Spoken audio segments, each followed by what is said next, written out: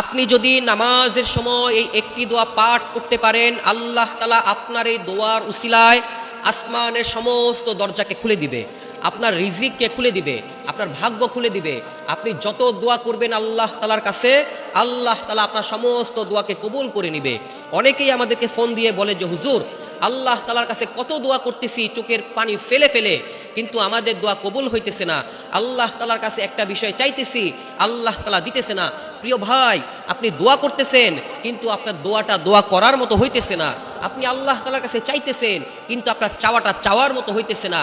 আপনি যদি নামাজের পরে এই দোয়াটি পাঠ করে আল্লাহ তাআলার কাছে দোয়া করতে পারেন, আল্লাহ তাআলা আপনার সমস্ত পেরেশানি দূর করে দিবে। আপনি আল্লাহ তাআলার কাছে যত দোয়া করবেন সমস্ত দোয়াকে আল্লাহ তাআলা কবুল করে নিবে, আসমানের সমস্ত দরজাকে আল্লাহ তাআলা খুলে দিবে।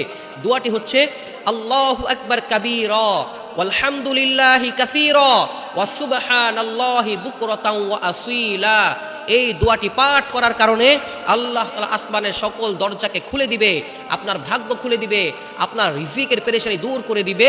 আল্লাহ তাআলা আপনার সমস্ত দোয়াকে, নেক বাসনা, নেক মাকসাদকে, সমস্ত কিছুকে আল্লাহ তাআলা কবুল করে নিবে ইনশাআল্লাহ।